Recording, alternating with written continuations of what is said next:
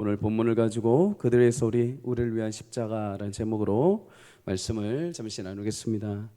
예수님 감람산에서 이제 결박되어서 대제사장의 집으로 끌려오십니다.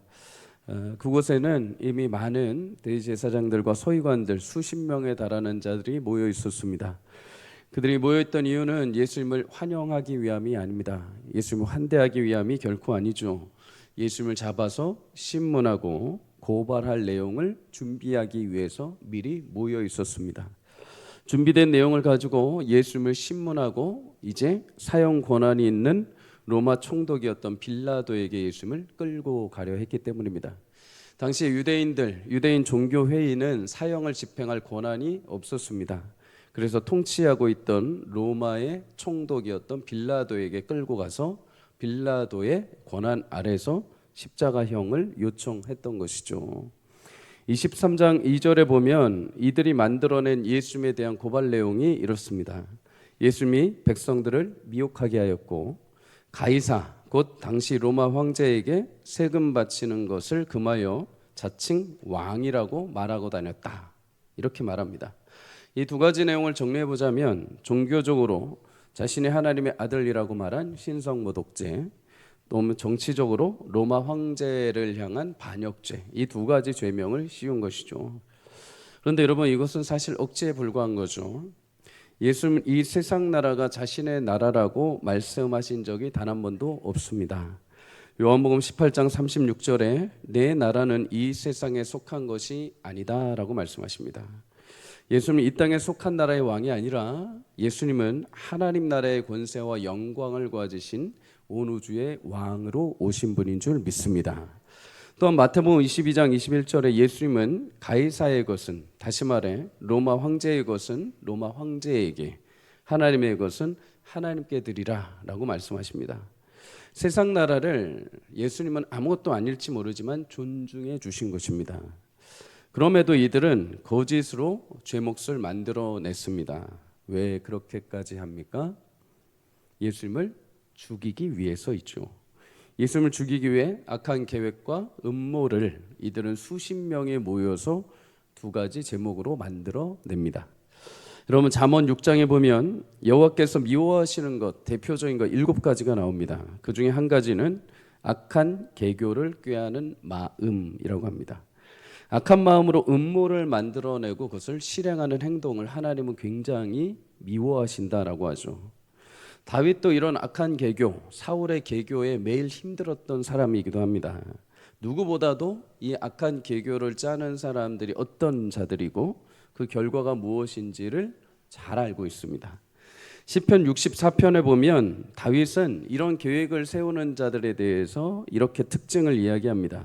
64편 5절 6절에 보면 그들은 악한 목적으로 서로 격려하며 남몰래 올무놓기를 함께 의논하고 하는 말이 누가 우리를 보리요 하며 그들은 죄악을 꾸미며 이르기를 우리가 묘책을 찾았다 하나니 각 사람의 속뜻과 마음이 깊도다. 악한 계교를 짜는 사람들의 특징이 몇 가지가 나오죠. 그 중에 하나는 은밀하게 한다는 것입니다. 남몰래 서로 모여서 한다는 거죠. 조용한 곳에서, 남들 보이지 않는 곳에서 음모를 만들어냅니다. 또 한 가지 특징은 자만심입니다. 자만심. 누가 우리를 보리요? 우리가 묘책을 찾았다. 이런 음모를 계획하는데 누가 우리를 볼 것이고 이 최고의 계획을 누가 막을 수 있겠는가 하고 자만한다는 것이죠. 대제사장 서기관들 남들 보지 않는 한밤중에 새벽에 자신들끼리 모여서 예수님을 죽이려고 계략을 짭니다. 그리고 스스로 최고의 계략이라고 착각했던 거죠. 그 계략을 누가 이길 수 있는가, 누가 이 묘책을 뒤집을 수 있는가 하면서 예수님을 고소하고 십자가에 못 박게 됩니다. 그런데 이들이 몰랐던 사실 한 가지가 있습니다. 그것은 다윗이 이어서 시편 64편 7절에 이렇게 말합니다. 그러나 하나님이 그들을 쏘시리니 그들이 갑자기 화살에 상하리로다. 여러분, 그들은 자신이 세운 음모 계략을 아무도 모를 줄 알았습니다. 그리고 완전할 줄 알았습니다. 그리고 그 계략의 화살이 자신들이 계획한 사람에게 갈 줄 알았습니다. 그런데 하나님은 그 계획을 다 알고 계셨죠. 그리고 예수님을 십자가의 죽음에서 부활시키심으로 그들의 계획이 틀렸음을, 그들의 음모와 계략 앞에 그들에게 오히려 부끄러움을 당하게 만드셨습니다. 사도행전 3장 14절에서 15절에 보면 너희가 거룩하고 의로운 일을 거부하고 도리어 살인한 사람을 놓아주기를 구하여 생명의 주를 죽였도다. 그러나 하나님이 죽은 자 가운데서 그를 살리셨으니 우리가 이 일의 증인이라. 여러분, 이 선포는 예수님이 승천하신 이후에 그의 제자였던 베드로에게 성령의 충만함이 덧입혀져서 베드로가 솔로몬 행각에서 선포했던 말씀입니다. 솔로몬 행각, 성전에 있던 한 축이죠. 성전에서 많은 랍비들과 대제사장들과 서기관들, 유대인들이 모여서 성경의 지식에 대해서 토론하는 구역이었습니다. 그렇게 많은 사람들이 모여서 이야기를 나누고 성경에 대해서 이야기를 하는 그 장소에서 베드로가 나와서 말합니다. 너희가 의로운 일을 거부하고 너희가 그들을 살인한 사람을 대신 도와주고 예수님을 죽였다. 그러나 하나님이 그를 부활시키심으로 너희 가운데 살리셨다. 악한 계획을 준비했던 자들에게 그 계획이 무산되었음을, 그것이 실패했음을 예수님의 제자였던 베드로가 증인으로 나타나서 거꾸로 선포를 한 것입니다. 많은 사람들 앞에 자신들이 승리한 것처럼 여기고 있던 자들, 그러나 그들 앞에 베드로는 오히려 니들이 죽인 예수님이 부활하셨다, 하나님이 그를 살리셨다 하면서 부끄럽게 만든 것이죠. 여러분, 잠언 26장 27절은 그래서 이렇게 말합니다. 함께 읽습니다. 시작. 함정을 파는 자는 그것에 빠질 것이요 돌을 굴리는 자는 도리어 그것에 치이리라. 아멘. 사랑하는 여러분, 때로 억울한 일들과 악한 계획들이 우리 삶에 찾아올 때가 있습니다. 함정에 빠지기도 합니다.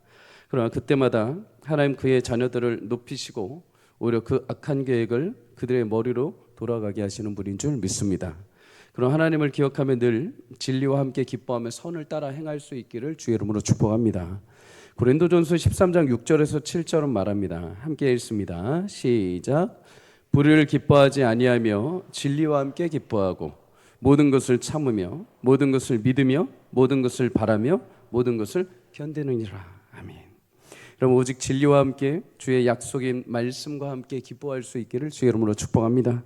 주의 말씀을 붙들면, 주님을 붙들면 모든 것을 참고 모든 것을 바라고 견디는 은혜를 주실 줄 믿습니다.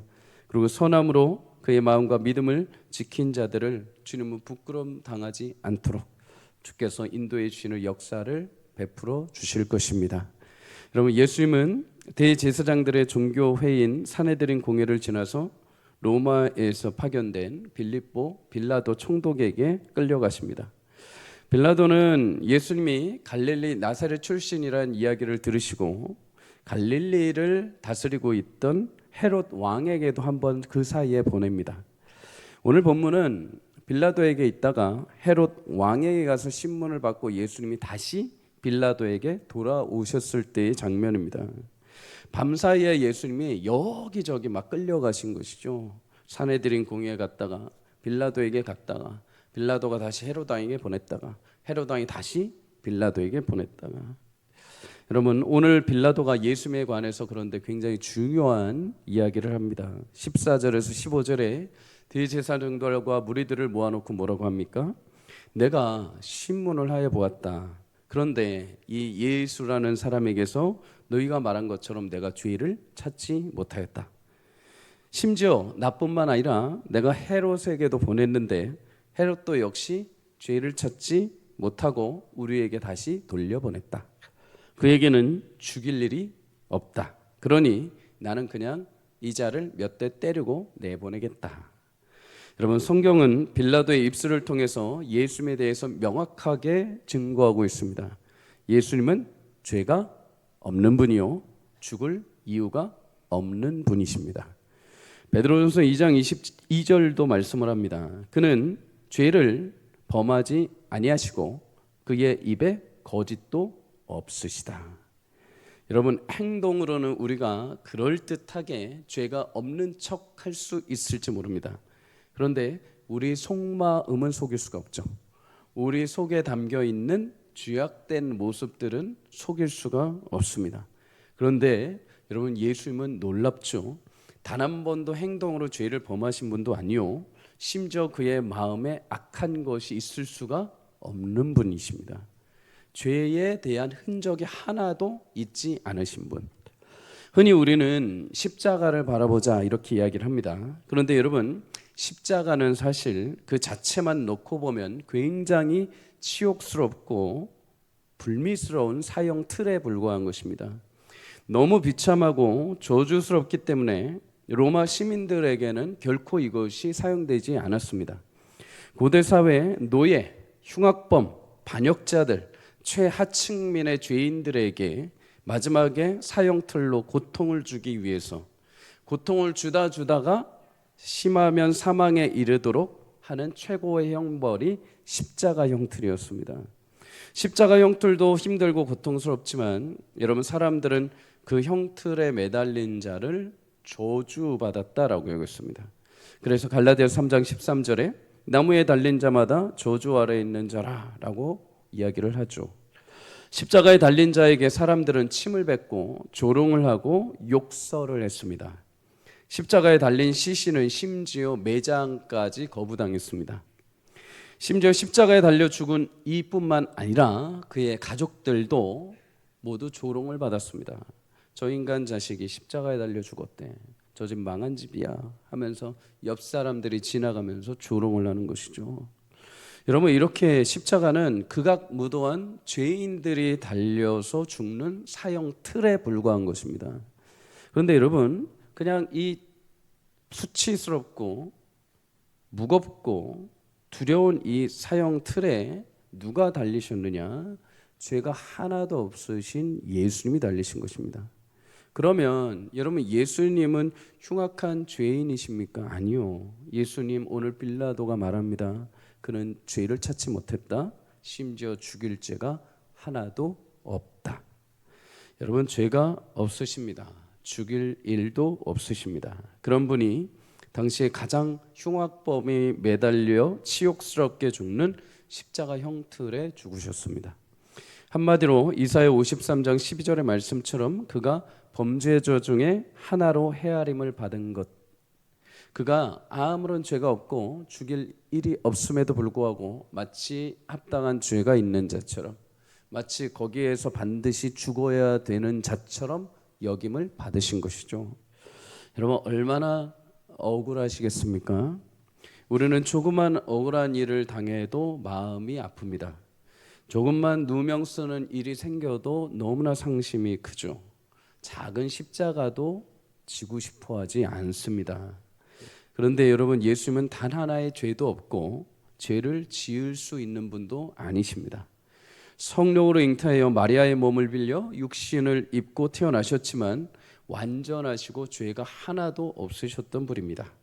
그런 분이 당시 가장 치욕스럽고 죄인 중에 죄인이 달려 죽는 십자가를 지셨습니다.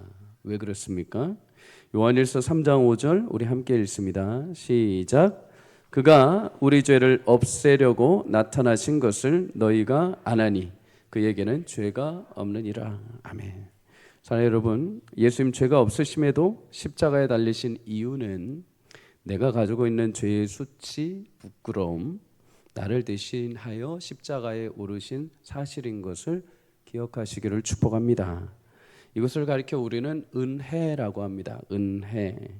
내가 구하지도 않았고 내가 바라지도 않았고 내가 2000년 전에 전혀 예상하지도 않았던 일, 또한 아무리 그래도 그렇죠. 주님, 제 죄는 제가 짊어지겠습니다. 제가 하겠습니다. 그럼에도 예수님이 아니다. 내 것이다. 네 것이 내 것이다. 이해할 수 없는 방법으로 예수님이 일방적으로 베풀어 주신 십자가, 그것이 바로 은혜라는 것입니다. 여러분, 우리 모두 그런 은혜를 받은 자인 줄 믿습니다. 은혜 위에 살아가시기를 주의 이름으로 축복합니다. 여러분, 그런데 그런 은혜를 최초로 받은 사람이 있습니다. 최초로. 누구보다도 가장 먼저 그 은혜를 경험한 사람, 전혀 예상치 않았던 인물. 저도 본문 어제 묵상하면서 전혀 예상하지 않았던 인물이 가장 먼저 예수님의 십자가 은혜를 경험했더라고요. 그가 누굴까요? 오늘 본문에 나오는 바라바입니다. 바라바. 여러분, 오늘 본문에 보면 예수님 빌라도가 내어주려고 합니다. 그런데 대제사장과 무리들이 뭐라고 합니까? 예수를 죽이라고 외쳐대기 시작을 합니다. 그러면서 누구를 놓아달라고 하느냐? 바라바를 놓아달라고 합니다. 바라바. 당시에 절기가 되면 빌라도 총독이 죄인 중에 한 명을 내주는 관례가 있었습니다. 마태복음 27장 15절에 보면 명절이 되면 총독이 무리의 청원대로 죄수 한 사람을 놓아주는 전례가 있었다라고 말합니다. 이 전례를 들어서 무리들이 예수님 대신에 바라바라는 자를 놓아달라고 목소리를 높입니다. 여러분, 바라바가 누구인가? 19절에 보면 그는 밀란과 살인으로 옥에 갇힌 자다라고 성경이 말합니다. 로마 법상으로 따지자면 바라바는 당장 내일 십자가에 처해져야 될 인물입니다. 원래는 그가 십자가에 지금 내일 올라가야 됩니다. 그런데 오늘 그 십자가의 자리 대신에 누가 오르십니까? 무지하신 예수님이 오르시고 대신 십자가에 올라가야 될 바라바가 풀려나게 되는 것입니다. 여러분, 이것이 말이 됩니까? 안 됩니까? 우리 청소년들 이거 말이 됩니까? 안 됩니까? 말이 안 되죠. 말이 될 수가 없죠. 여러분 열심히 공부했는데, 여러분 시험 성적이 딱 나왔는데, 나는 열심히 죽도록 공부했는데 나보다 공부하는 거 맨날 펑펑 들이누워 자네가 여러분보다 성적이 높으면 말이 됩니까? 안 됩니까? 안 되죠. 안 돼야 될 일입니다. 그렇죠? 안 돼야 될 일입니다. 그래서 빌라도도 여러분 이 요청을 무시합니다. 그래서 22절에 다시 말합니다. 나는 예수에 대해서 죽일 죄를 찾지 못했다. 그러니 나는 때려서 놓을 것이다. 빌라도마저도 이거는 말이 되지 않는 법칙입니다. 법리상으로 이해될 수 없는 것이죠. 그런데 여러분, 이 말도 되지 않는 일이 어떻게 결론이 납니까? 바라바를 내어주고 예수님이 대신 십자가로 향하십니다. 여러분, 바라바 이름의 뜻, 바라는 뜻은 아들, 아바라는 뜻은 아버지, 아버지의 아들이라는 뜻입니다. 쉽게 풀어보자면 그의 이름은 그냥 평범한 아버지의 아들, 연약한 죄인에 불과했다라는 것이죠. 그러면 여러분, 예수님의 이름은 누구입니까? 누가복음 1장 35절에 천사가 마리아에게 이야기합니다. 성령이 내게 임하시고 지극히 높으신 이의 능력이 너를 덮으시리니 나실 바 거룩하신 이는 하나님의 아들이시니라. 여러분, 성령 잉태되신 분, 그리고 거룩하신 하나님의 아들이신 분이 예수라는 분이십니다. 평범한 이 땅의 죄인의 아들들과는 비교될 수 없는 영화로우시고 거룩하신 하나님의 아들이 예수님이시죠. 네, 하나님의 아들이 지극히 평범한 죄인의 아들 바라바와 그 위치를 맞바꿔 버리신 것입니다. 십자가의 죽음, 십자가의 죄악과 수치를 영광스러운 하나님의 아들이신 주님이 바꿔주신 것입니다. 바라바는 바라지도 않았습니다. 바라바는 예상도 하지 못했습니다. 그럼에도 순식간에 그의 죽음의 십자가의 인생이 삶의 인생으로, 생명의 인생으로 바꾸어 버렸습니다. 왜요?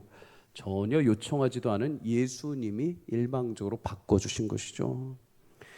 어떻게 그런 극악무도한 인간이, 어떻게 그런 죄인이, 살인자가 어떻게 그런 인간이 풀려날 수 있나? 여러분, 그것이 은혜라는 것입니다. 여러분, 우리도 바라바와 같은 자들입니다. 바라바 욕할 필요가 없죠. 우리도 얼마든지 마음에 살인이 일어나고, 얼마든지 마음에 죄의 불손함이 일어나고, 얼마든지 우리 안에 보이지 않는 영적인 죄악들이 얼마나 많습니까?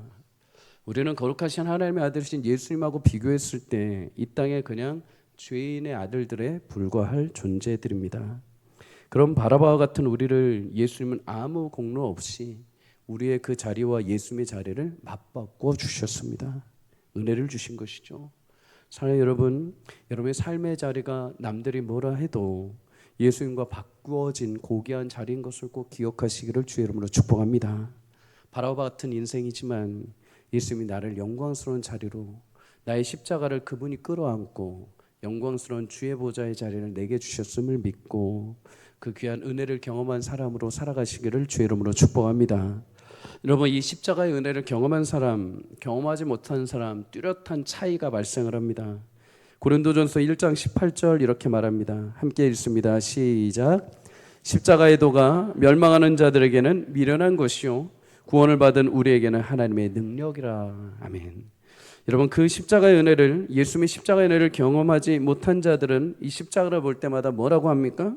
저거 미련한 거야, 저거 수치스러운 거야, 로마의 형틀이야, 가장 극악무도한 죄인들이 달리는 곳이야, 그 위에서 죽으면 그냥 저주받은 자에 불과한 거야. 근데 여러분, 은혜를 경험한 자에게는 이제 십자가가 뭐라고 합니까? 하나님의 능력이라고 말합니다. 왜요? 십자가 위에 나를 위해 달리신 예수님을 보기 때문입니다. 그 보혈의 은혜로 내가 살게 되었고 자유케 되었고 내 인생이 실패가 아니라 하나님의 축복이 되었고 하늘 소망이 있는 하나님의 자녀가 되었기 때문입니다. 사랑하는 여러분, 십자가에서 나를 위해 죽으신 예수님의 은혜와 사랑이 함께 하시기를 주의 이름으로 축복합니다. 우리 신앙의 중심에는 그래서 늘 예수님의 십자가가 있어야 됩니다. 내가 아니라 예수님의 십자가가 있어야 합니다. 그냥 십자가 아니라 예수님이 달리신 십자가. 예수님의 십자가는 죽음을 부활로 확인시켜 주시는 증거입니다. 세상이 아무리 힘들고 아무리 어려워도 예수님의 십자가를 바라볼 때 다시 일어날 힘을 그래서 우리는 얻게 되는 것입니다. 여러분, 십자가에서 흘리신 예수의 그 보혈의 피가 여러분을 새롭게 하시고 세상을 이기는 능력과 은혜를 주실 줄 믿습니다. 마지막으로 한 가지만 더 은혜를 나누려고 합니다. 오늘 본문을 묵상하면서 계속 마음에 걸렸던 말이 있습니다. 분명 빌라도조차도 예수님을 놓아주려고 했습니다. 그런데 왜 예수님을 십자가에 내어주었는가? 23절에 이렇게 말합니다. 그들의 소리가 이긴지라. 여러분, 십자가에 못 박으라는 무리들의 소리를 빌라도는 거절하지 못했습니다. 분명히 법리상으로는 이게 틀린 것인 줄 알면서도 그조차도 그 소리를 따라갔습니다. 왜요? 빌라도 당시 유대 지역을 로마에서 파견되어서 다스리던 총독입니다. 근데 만약에 이 일 때문에 유대 지역에 분란이 일어나게 되면은 로마 정부로부터 저 빌라도 맡겨봤더니 굉장히 무능해, 못해 하면서 그의 모든 신분과 상승이 떨어지기 때문이죠. 그러니 어쩔 수 없이 조용히 시키기 위해, 분란이 없도록 하기 위해서 그 소리를 들어준 것입니다. 여러분, 그런데 이 한순간의 실수 때문에 빌라도는 무엇을 얻게 됩니까? 평생토록 2000년 동안에 모든 예배 시간마다 사도신경 고백하며 그는 평생 동안 욕을 먹고 있습니다. 본디오 빌라도에게 고난을 받았사. 이거는 매주마다 우리도 모르게 매주마다 빌라도 이야기를 매주마다 하고 있는 것입니다. 주님 오시는 날까지 기독교인들에게 욕먹는 사람. 사랑하는 여러분, 우리는 누구의 소리를 듣고 누구를 만족하게 하는 결정으로 살아가십니까? 갈라디아서 1장 10절은 말합니다. 내가 사람들에게 좋게 하랴, 하나님께 좋게 하랴. 사랑하는 여러분, 세상에 아무리 소리가 커도 작게 울려 퍼지는, 내 안에 울려 퍼지는 예수님의 말씀에 순종하여 예수님을 기뻐하게 하는 자들이 되기를 주의 이름으로 축복합니다. 워싱턴 중앙장로교회를 담임하는 류응열 목사님이란 분이 계십니다. 제 신대원 다닐 때 설교학을 강의하셨던 교수님이십니다. 몇 해 전에 이제 막 기도하시고 워싱턴 중앙장로교회에 한 12년 정도 된 것 같아요. 그 장로님들이 막 기도하시다가 목사님이 우리 교회 적임자다 해서 목사님에게 3번을 요청해가지고 목사님이 담임으로 가시게 되었습니다. 담임으로 가셔서 2년 전에, 제가 1년 전인가 2년 전인가 아마 이 간증을 했던 것 같아요. 미국 상하의원 개원식 때 보통 일반적으로 목사님들이 오셔서 축복 기도를 해주십니다. 상하의원들 이렇게 있으면은 거기 시작 기도를 해주시는 거죠. 그런데 여러분, 지금은 아니지만 몇 해 전만 해도 미국이란 나라가 사실 예수님에 대한 기독교의 기반으로 시작이 되었을지 모르지만은 몇 해 전부터는 이 귀한 기초가 막 흔들리기 시작을 했죠. 대통령이 직위에 오를 때도 성경책 위에 예수를 위해서 예수님의 이름으로 기도합니다라는 것이 기본적인 사항이었습니다. 그런데 몇 해 전부터 이것이 달라졌죠. 왜 예수님만 자꾸만, 왜 기독교만 그렇게 구원을 이야기하냐. 그래서 몇 해 전부터 바뀐 게 무엇이냐. 예수님의 이름으로 기도합니다가 아닙니다. 브라만, 불교의 신으로 또 여러 신들의 이름으로 기도합니다. 아멘. 이렇게 바뀌어버린 거죠. 예수님의 이름으로만 기도하면 안 되는 상황이 되어버린 것입니다. 그런데 이 교수님에게, 이 목사님에게 하원 의원이 기도를 요청해 온 것입니다. 그러면서 거기에다가 기준을 제시를 했습니다. 무슨 내용 기도해 주고, 무슨 내용 기도해 주고, 무슨 내용 기도해 주고, 마지막에는 절대 예수님의 이름으로 기도하지 마십시오. 누구의 이름, 브라만의 이름, 뭐 불교의 이름, 어디의 이름을 모두 넣어서 종합적으로 기도합니다. 아멘으로 끝내주십시오. 목사님이 이거를 딱 받자마자 고민이 된 거죠. 이거를 위해서 내가 기도를 해야 되겠는데, 나는 예수 믿는 자인데 우리가 예수님을 위해서 예수님의 이름으로만 기도해야 되는데, 막 고민을 하다가 알겠습니다 하고 답을 주고 갔습니다. 답을 주고 가서 기도를 시작했습니다. 기도를 시작하고 마지막에 목사님이 뭐라고 기도를 마쳤을까요? 이 모든 말씀을 살아계신 우리 구주 예수님의 이름으로 기도합니다. 아멘. 여러분, 이 딱 기도를 마치고 나서 이제 목사님이 대범하게 딱 기도를 한 거죠. 기도를 하고 내심 돌아가서 굉장히 걱정이 됐다고 합니다. 이것 때문에 혹시라도 미국 정부에서 또 이렇게 제재를 가하는 거 아닌가. 근데 막 여기저기서 전화가 오는 거죠. 미국 하원들이 막 전화가 오는 겁니다. 목사님, 저희도 그토록 바라고 있던 기도입니다. 저희도 그토록 고대하고 있던 기도입니다. 그 하원 모임에서 그렇게 기도를 주셔서 너무나 감사합니다. 사랑 여러분, 우리 모두가 세상의 소리가 참 크게 들릴 때가 있습니다. 그거를 들어야 할 것 같이 여길 때가 있습니다. 지금 당장 세상이 이기는 것 같아 보였습니다. 근데 여러분, 말씀을 나누신 분들 우리 알겠지만 사실 세상의 소리가 이긴 것이 아니었습니다. 엊그제 본문이었죠. 누가복음 22장 42절에 아버지여, 만일 아버지의 뜻이거든 이 잔을 내게서 옮기시옵소서. 그러나 내 원대로 마옵시고 아버지의 원대로 되기를 원하나이다. 세상에 이긴 것이 아니라 누가 이기셨습니까? 하나님이 이기셨더라고요. 하나님의 그 사랑으로 십자가에 자신의 아들을 내어주셨습니다. 예수님도 그래서 요한복음에 이렇게 말씀을 하셨습니다. 요한복음 16장 33절에 세상에 너희가 환난을 당하나 담대하라, 내가 세상을 이겼노라. 사랑 여러분, 세상에 수많은 소리가 들릴 때 주님께서 내 안에 울려 퍼지게 하시는 그 말씀을 붙들고 승리하는 은혜가 있기를 주의 이름으로 축복합니다. 예수님이 세상을 이기셨습니다. 세상의 그 수많은 소리는 예수님을 십자가에 못 박아라, 죽이라라고 외쳤습니다. 그것이 당장 지금은 이긴 것 같아 보였습니다. 그러나 예수님은 그 수많은 소리를 넘으시고 십자가에서 부활하시고 이기셨습니다. 승리하셨습니다. 여러분과 저에게 그 승리를 주신 예수님을 기억하며 오늘 하루도 여러분 담대하게 승리하는 삶이 되시기를 주의 이름으로 간절히 축복합니다.